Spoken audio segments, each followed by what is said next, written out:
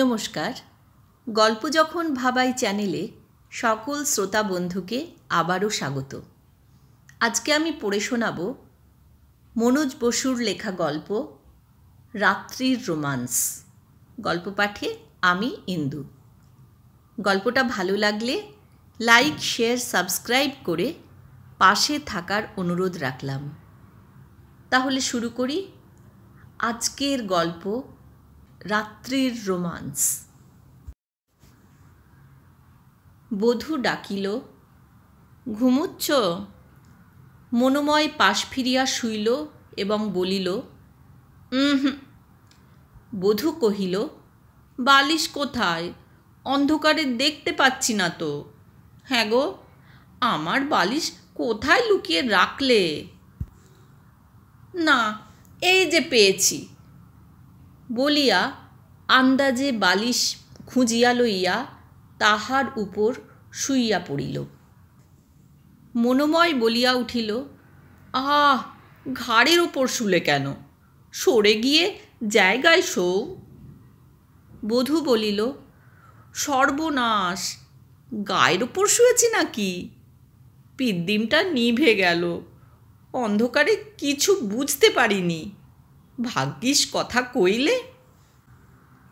কিন্তু কথা যদি মোটে নাই কহিত, তাহইলেও মনোময়ের অস্থিসার দেহটাকে তুলার বালিশ বলিয়া ভুল করা কাহারও উচিত নয়। এবার শুইয়া পড়িয়া বধূ চুপ করিয়া রহিল। কিন্তু কতক্ষণ? একা একাই কথা চলিতে লাগিল। উফ, কি গরম! বৃষ্টি বাদলের নাম গন্ধ নেই। গরমে সিদ্ধ করে মারছে। তার উপর দুটো উনুনে যেন রাবণের চিতে। সেই বেলা থাকতে রান্নাঘরে ঢুকেছি, আর এখন বেরিয়ে আসা। ঘরে একটা জানালাও নেই। ওগো, ও কর্তা, ও ছোটবাবু, তোমরা রান্নাঘরে একটা জানালা করে দাও না কেন? এইবার করে দাও, বুঝলে? তবু ছোটবাবু সাড়া দিল না। বোধ করি সে জানালা করিয়া দিবেই, তাই কথা কহিল না। বধূর মুখের কাছে ঘুরিয়া ঘুরিয়া কয়টা মশা ভনভন করিয়া উঠিল। তবু যা হোক কথার দোসর জুটিল। ওই মানুষটাকে আর ডাকিয়া ডাকিয়া খুন হইবার দরকার নেই। মশার সঙ্গেই আলাপ শুরু হইল। দাঁড়া, কাল তোদের জব্দ করছি। সন্ধ্যাবেলা নারকেলের খোসার আগুন করে আচ্ছা করে ধুনো দেব। দেখি ঘরে থাকিস কি করে। খানিক জোরে জোরে পাখা করিতে লাগিল। তারপর মনোময়ের গায়ে নাড়া দিয়া বলিল, ঘুমুচ্ছ কি করে? মশাই কামড়ায় না? সরে এসো একটু, মশারি ফেলি। এখানে বলিয়া রাখা যাইতে পারে যে ঘুম সম্বন্ধে মনোময়ের বিশেষ প্রকার নিপুণতা আছে। মশা ক্ষুদ্র প্রাণী, কামড়াইয়া কি করিবে? ঘুম যদি সত্য সত্যই আসিয়া থাকে, সুন্দরবনের বাঘে কামড়াইলেও ভাঙিবে না। বধূ মশারি ফেলিল। মনোময়ের পাশটা গুঁজিয়া দিবার জন্য গায়ের উপর ঝুঁকিয়া পড়িল। খাদের একেবারে কিনারা ঘেঁষিয়া শুইয়াছে মনোময়। বধূ তাহার হাতখানা সরাইয়া দিল।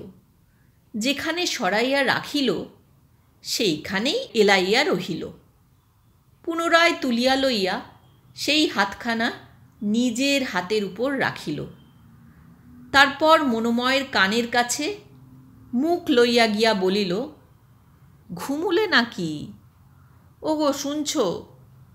এরই মধ্যে ঘুম?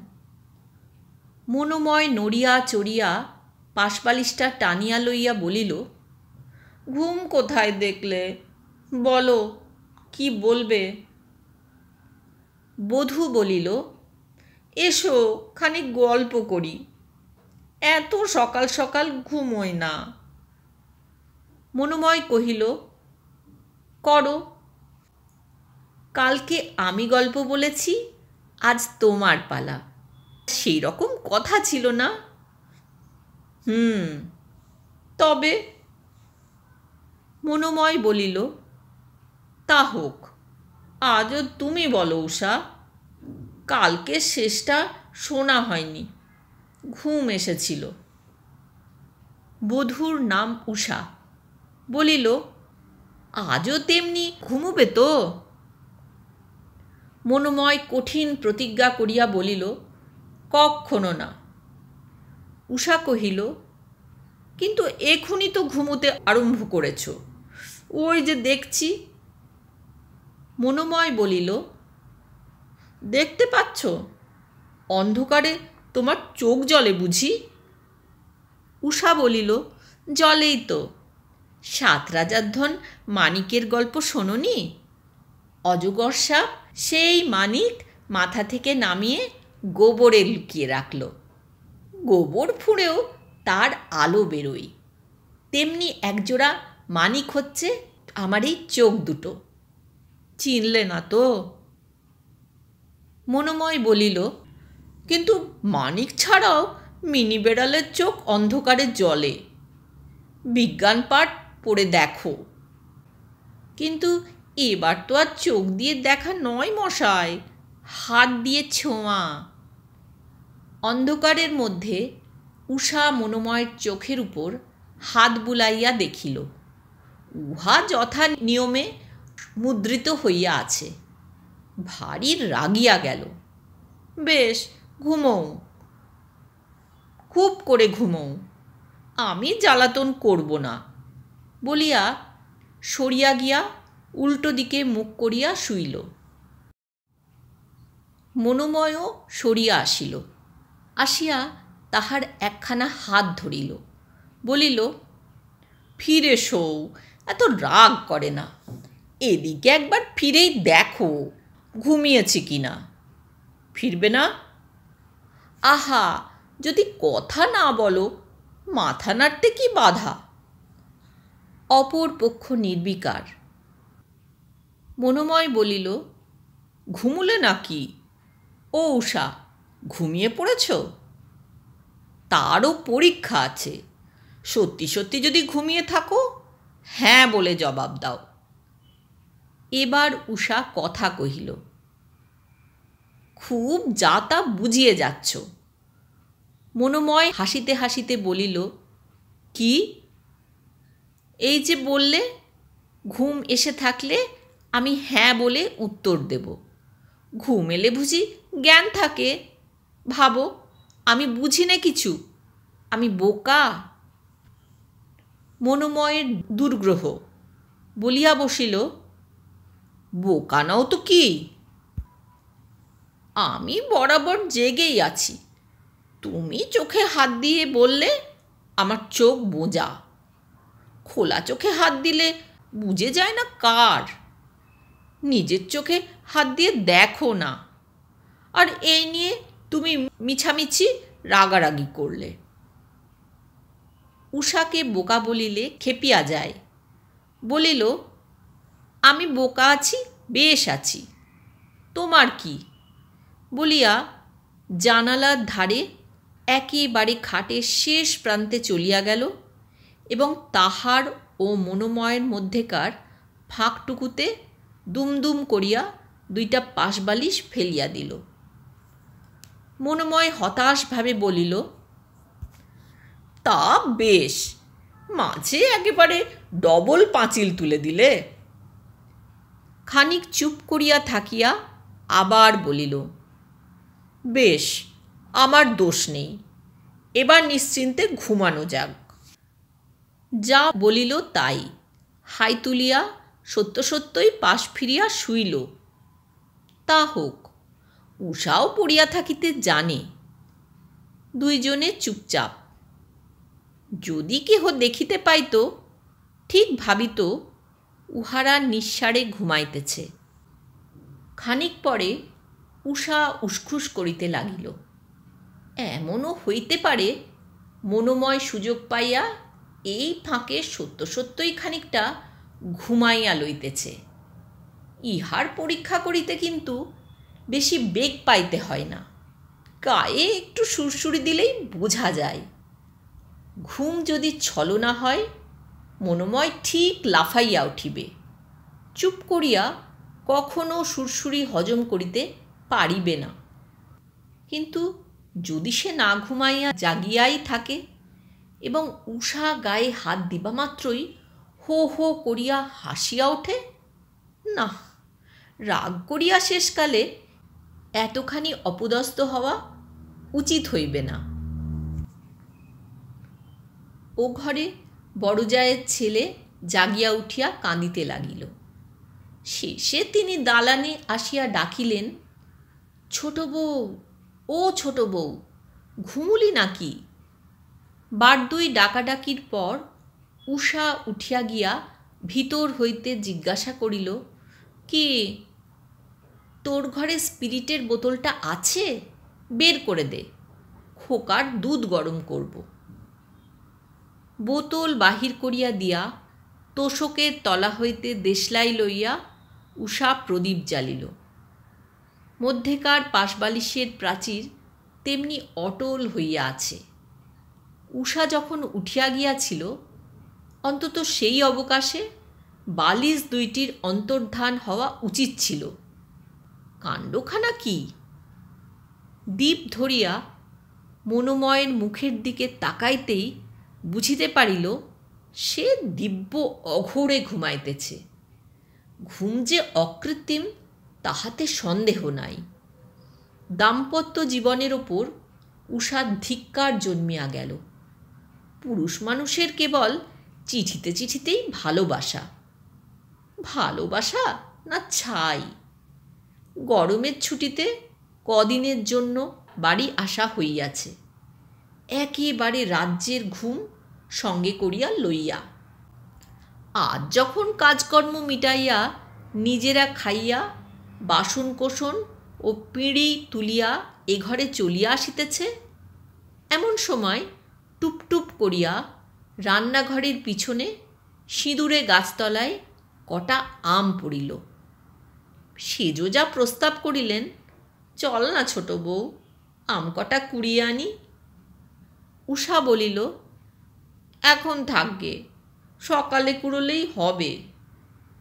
সেজোজা বলিলেন, সকালে কি আর থাকবে, রাত থাকতেই পাড়ার মেয়েগুলো কুড়িয়ে নিয়ে যাবে। তখন বড়জা মুখ টিপিয়া হাসিয়া বলিলেন, না না, ও ঘরে যাক, আর একজনের ওদিকে ঘুম হচ্ছে না, তা বোঝো। চলো, তুমি আর আমি কুড়োই গে। আজ তোরও খুব ঘুম ধরেছে না রে উষা? উষার লজ্জা করিতে লাগিল। জোর করিয়া বলিল, না, আমিও কুড়োতে যাব, এবং খুব উৎসাহের সহিত আম কুড়াইয়া বেড়াইয়াছিল। তখনও কিন্তু ছাঁত করিয়া মনে উঠিয়াছিল, জাগিয়া আছে তো। এবারে মনোময়ের ট্রাঙ্ক হইতে উষা কখানা উপন্যাস আবিষ্কার করিয়াছে। আজ রান্নাঘরে ভাত চড়াইয়া দিয়া তাহার একখানি লইয়া বসিয়াছিল। সুপ্রসিদ্ধ গোবর্ধন পালিত মহাশয়ের রচিত অদৃষ্টের পরিহাস। বইখানা শেষ করিতে পারে নাই, ফ্যান উতলাইয়া উঠিল। অমনি সে পাতা মুড়িয়া রাখিয়া দিয়াছিল। এখন এমন করিয়া শুইয়া কি করা যায়, ঘুম যে আসে না। কুলুঙ্গি হইতে বইখানা টানিয়া লইল। খাসা লিখিয়াছে। পড়িতে পড়িতে উষা অবিলম্বে মগ্ন হইয়া গেল। উপন্যাসের নায়িকার নাম অধীরা। সম্প্রতি তাহার সঙ্গীন অবস্থা। নায়ক প্রণয় কুমারকে দস্যু ভৈরব সর্দার ইতিপূর্বে বন্দি করিয়া লইয়া গিয়াছে। অধীরা অনেক কৌশলে তাহার সন্ধান পাইয়া স্বয়ং দস্যুগৃহে গিয়াছিল। এখন রাত্রিবেলা ফিরিয়া আসিতেছে। বর্ণনাটা এই প্রকার।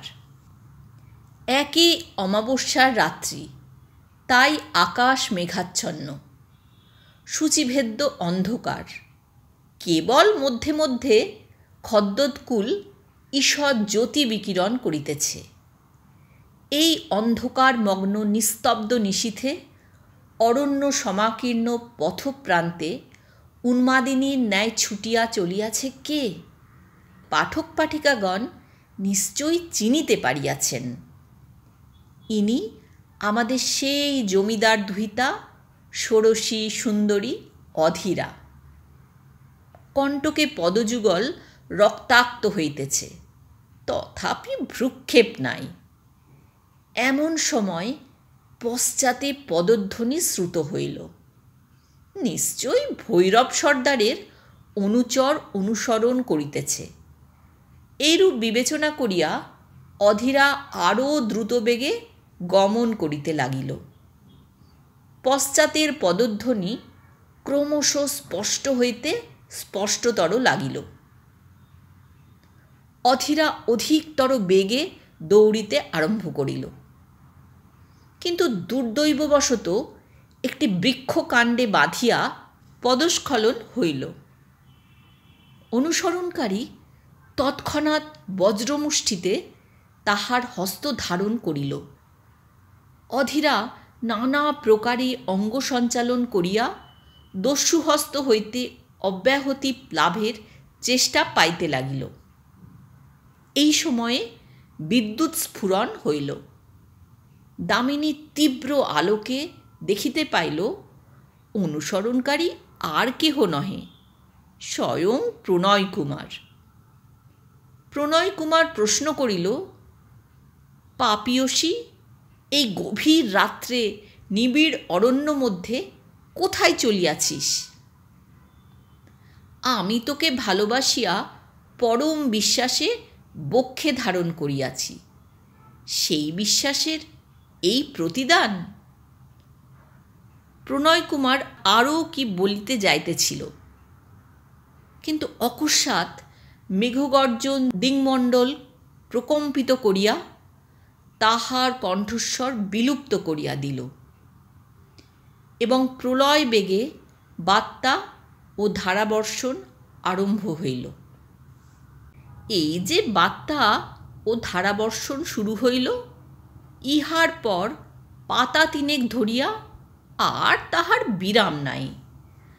বর্ণনাগুলি বাদ দিয়া উষা পরের পরিচ্ছেদে আসিল। সেখানেও বৃহৎ ব্যাপার। প্রণয় কুমার একাকী 50 জন আততায়ীকে কিরূপ বিক্রম সহকারে ধরাশায়ী করিয়া দস্যুগৃহ হইতে নিষ্ক্রান্ত হইয়াছিল তাহার রোমাঞ্চকর বিবরণ। কিন্তু উষার তাহাতে মন বসিল না। ষোড়শী সুন্দরী অধীরা নায়ককে খুঁজিতে গিয়া যে উল্টা উৎপত্তি ঘটাইয়া বসিল, সে কোথায় গেল? প্রণয় কুমারের বিক্রমের বৃত্তান্ত পরে অবগত হইলেও চলিবে। উষা তাড়াতাড়ি একেবারে উপসংহারের পাতা খুলিল। উপসংহারে আসিয়া অধীরার দেখা মিলিল, কিন্তু বেচারি তখন অন্তিম শয্যায়। এমন সময়ে অতি আকস্মিক উপায়ে প্রণয় কুমার তথায় উপস্থিত হইল। স্থান সম্ভবত হিমালয় কিংবা বিন্ধ্যাচলের একটি নিভৃত গুহা, কারণ ইতিপূর্বে অত্যঙ্গ পর্বতশৃঙ্গের বর্ণনা হইয়া গিয়াছে। উষা পড়িতে লাগিল। অধীরা বলিল, আসিয়াছ হৃদয় বল্লভ, আমি জানিতাম তুমি আসিবে।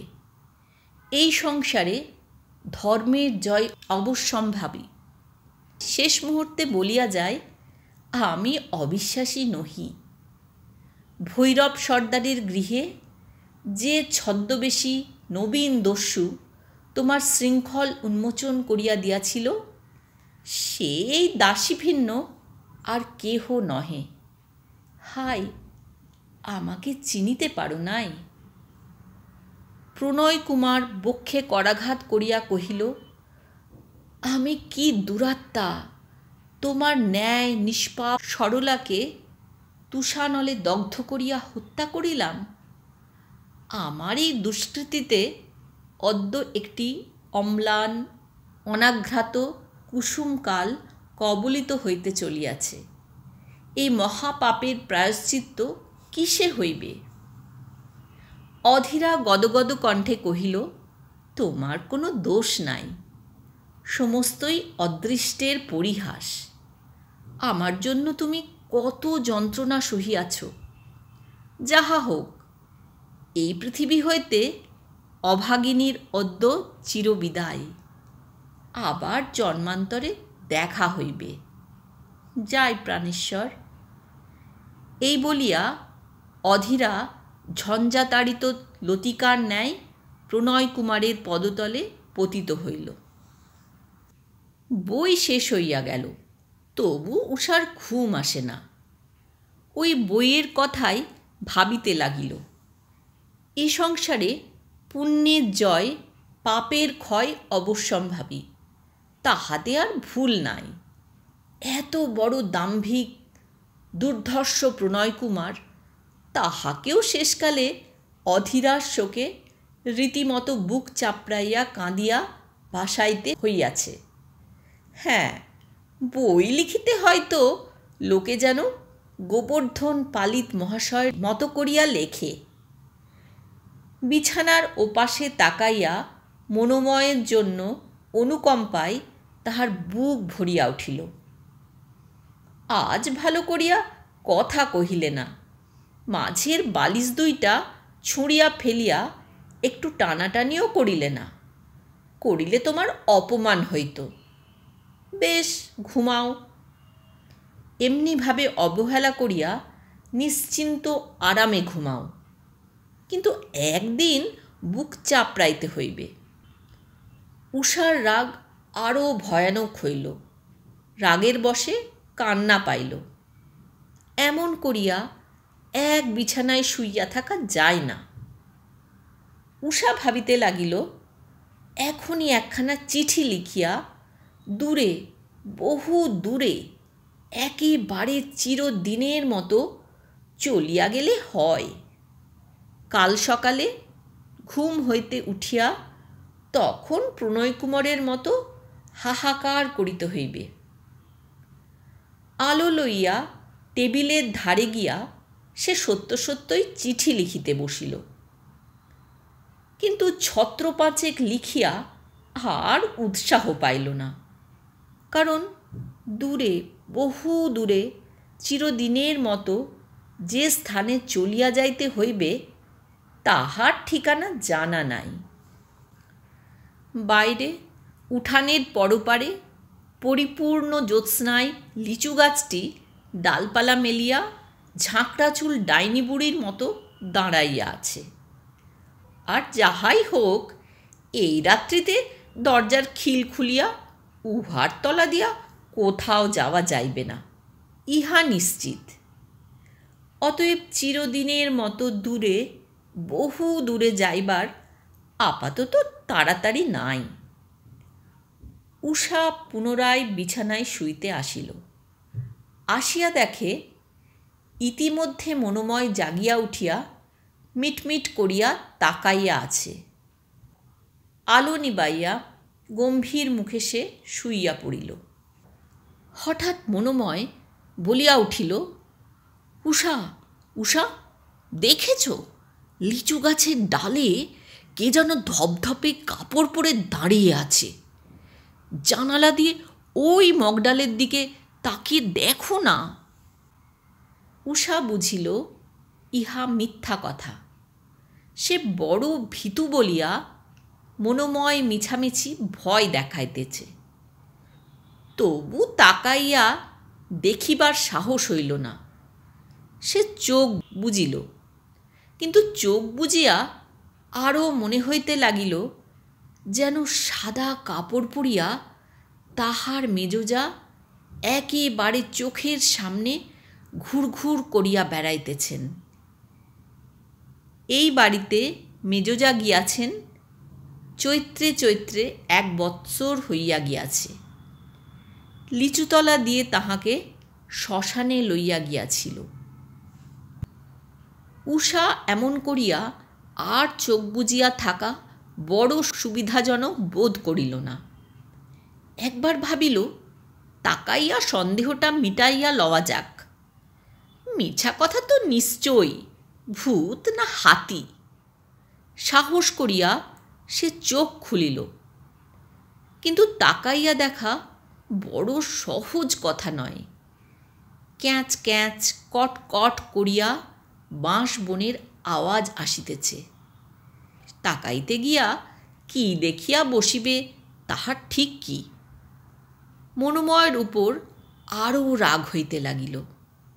এতক্ষণে ঘুমাইয়া ঘুমাইয়া জ্বালাইল, এখন জাগিয়া উঠিয়াও এমন করে। উঠিয়া তাড়াতাড়ি জানালা বন্ধ করিতে গেল। অমনি মনোময় খপ করিয়া তাহার হাত ধরিয়া বসিল। ও কি হচ্ছে? এই গরমে জানালা বন্ধ করলে টিকব কি করে?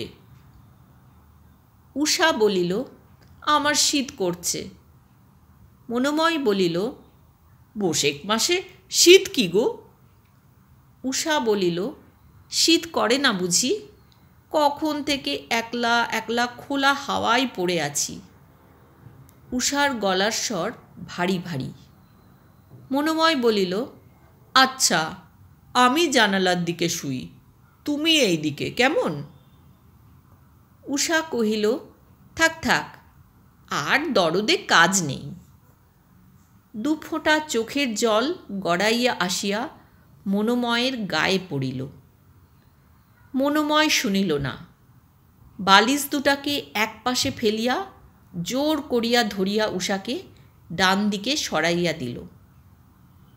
উষা আর নড়িল না, শুইয়া রহিল, একেবারে চুপচাপ। খানিকক্ষণ পর মনোময় ডাকিল, ওগো। উষা খিলখিল করিয়া হাসিয়া উঠিল। মনোময় জিজ্ঞাসা করিল, হাসছ কেন? উষা বলিল, ঘুমোচ্ছিলে যে বড়। মনোময় কহিল, তুমি যে রাগ করেছিলে বড়, এমন ভয় দেখিয়ে দিলাম। উষা বলিল, না, তুমি বড্ড খারাপ, অমন ভয় আর দেখিও না। আমি সত্যি সত্যি যেন দেখলাম সাদা কাপড় পরা মেজদিদির মতো কে একজন, এখনো বুক কাঁপছে। তুমি সরে এসো, বড্ড ভয় করে। ভাব হইয়া গেল। টং। বড়জায়ের ঘরে ক্লক আছে। নিশুতি রাতে তাহার শব্দ আসিল। মনোময় বলিল, ওই 1টা বাজল, আর বকে না, এবার ঘুমানো যাক। উষা বলিল, একবার আওয়াজ হলেই বুঝি 1টা বাজবে? উফ, কি বুদ্ধি তোমার! বাজল এই মোটে 9:30। মনোময় বলিল, 9:30 বেজে গেছে 3.5 ঘন্টা আগে। উষা বলিল, না হয় 10:30, তার বেশি কক্ষণও নয়। মনোময় বলিল, তারও বেশি। আচ্ছা, দেশলাই জ্বালো, আমার হাত ঘড়িটা দেখা যাক। উষা তবু তর্ক ছাড়িল না। তা বলে এর মধ্যে 1টা বাজতেই পারে না। মনোময় বলিল, আলোটা জ্বালো আগে। জ্বালি, তুমি বাজি রাখো, হেরে গেলে আমায় কি দেবে? মনোময় বলিল, যা দেব তা এখনও দিতে পারি, মুখটা এদিকে সরাও। উষা বলিল, যাও। দেশলাই ধরাইয়া কুলুঙ্গির মধ্য হইতে হাতঘড়ি বাহির করিয়া দেখা গেল কাহারও কথা সত্য নয়। 1টা বাজে নাই, 2:30 বাজিয়া গিয়াছে। সর্বনাশ! উষা শঙ্কিত হইয়া পড়িল। আবার খুব সকালে সকলের আগে উঠিতে হইবে, না হইলে রাধারানী নামক এক ক্ষুদে ননদী আছে, সে উহাকে খেপাইয়া মারিবে। বিছানায় স্বচ্ছ জ্যোৎস্না, চাঁদ অনেক নামিয়া পড়িয়াছে। উষা হঠাৎ জাগিয়া ধর্মর করিয়া উঠিয়া বসিল। আগে বুঝিতে পারে নাই, শেষে দেখিল তখনও ভোর হয় নাই, ভালো হইয়াছে। সেজোজা ও রাধারানীকে ডাকিয়া তুলিয়া রাত থাকিতে থাকিতেই ননদ ভাজে মিলিয়া বাসন মাজা, গোবর ঝাড় দেওয়া ও আর সকল কাজ সারিয়া রাখিবে। শাশুড়ি সকালে উঠিয়া দেখিয়া একেবারে অবাক হইয়া যাইবেন। খাট হইতে নামিয়া দাঁড়াইয়া আগের রাত্রির কথাগুলি ভাবিতে ভাবিতে উষার হাসি পাইল। বাপরে বাপ, মানুষটা এত ঘুমাইতে পারে, এখনো বেহুঁশ। আগে ভালো করিয়া দেখিয়া লইল মনোময় সত্য সত্যই ঘুমাইয়াছে কিনা। তারপর চুপি চুপি তাহার পায়ের গোড়ায় প্রণাম করিল। এই কয়দিন রোজ সকালেই সে প্রণাম করে, কারণ গুরুজন তো। রাত্রে ঘুমের ঘোরে কতবার গায়ে পা লাগে। তবে মনোময়কে চুরি করিয়া কাজটা করিতে হয়, সে জানিতে পারিলে ঠাট্টায় ঠাট্টায় অস্থির করিয়া তুলিবে। মনোময় একটু পরে জাগিল, তাকাইয়া দেখে পাশে উষা নাই, আকাশে তখনও চাঁদ আছে। কি কাজে হয়তো বাহিরে গিয়াছে। ঘুমের ঘোরে এমনি একটি যা তা ভাবিয়া সে আবার ঘুমাইয়া পড়িল। সকালে জাগিয়া উঠিয়াও পাশে উষাকে দেখিতে পাইল না। তাহাতে অবশ্য আশ্চর্য নাই, রোজ সকালেই উষা অনেক আগে উঠিয়া যায়। সেলফ হইতে দাঁতন লইয়া গিয়া মনোময় দেখিল টেবিলে প্যাডের উপর উষার হাতের লেখা চিঠি রহিয়াছে। রাত্রে বসিয়া বসিয়া কি লিখিতেছিল বটে।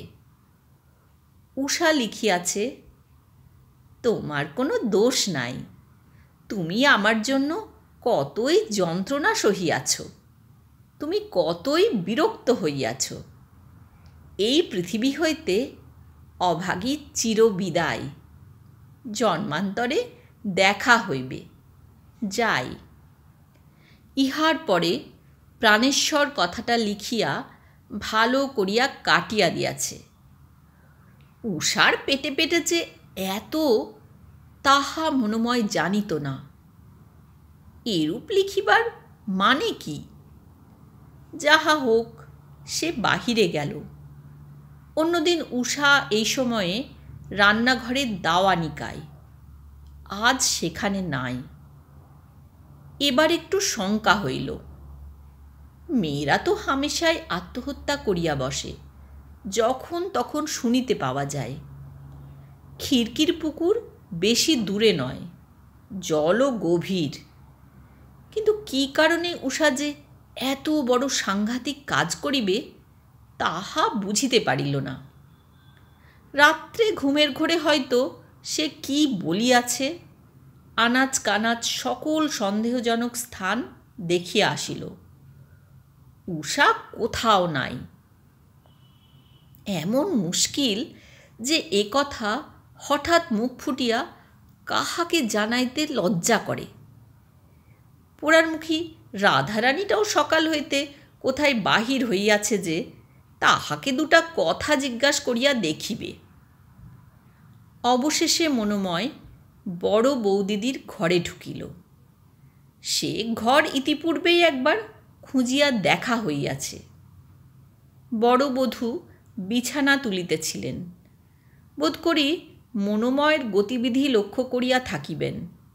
হাসিয়া বলিলেন, হারানিধি মিলল না? না ভাই, আমি চোর নই।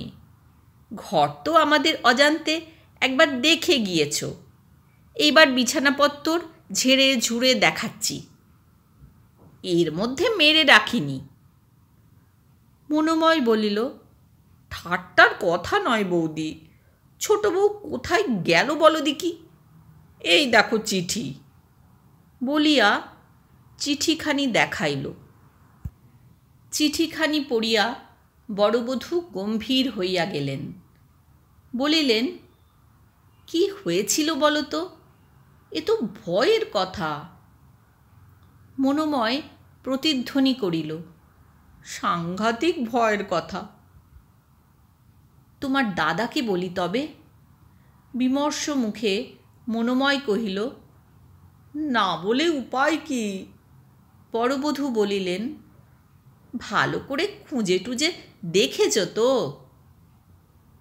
কোথাও বাকি রাখিনি বৌদি। গোয়ালঘর, সিঁদুরে আমতলা, চিলেকোঠা, তোমার নিজের ঘরে, সিন্ধুকের তলায় কি বাক্সের পাশে দুষ্টুমি করে লুকিয়ে টুকিয়ে থাকতে পারে। মনোময় বলিল, তাও দেখেছি, তন্ন তন্ন করে খুঁজেছি। বড়বধূ হতাশভাবে বলিলেন, তবে কি হবে? আচ্ছা, সিন্ধুকের ভিতরে, বাক্সের ভিতরে? বলিতে বলিতে হাসিয়া ফেলিলেন। মনোময় মাথা নাড়িয়া বলিল, বৌদি, ব্যাপার কিন্তু সহজ নয়। বড়বধূ বলিলেন, নয় তো। আচ্ছা, এসো তো আমার সঙ্গে, আমি একটু দেখি।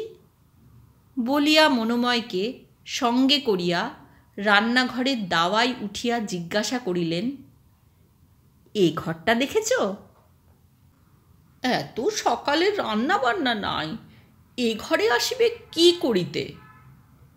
কিন্তু ভিতরে ঢুকিয়া দেখিল, থালার উপর লঙ্কা ও লবণ সহযোগে কাঁচা আম জারানো হইয়াছে।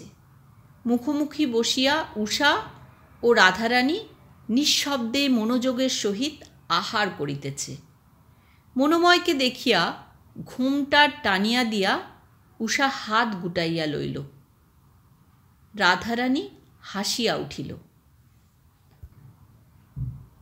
এতক্ষণ শুনছিলেন আজকের গল্প রাত্রির রোমান্স।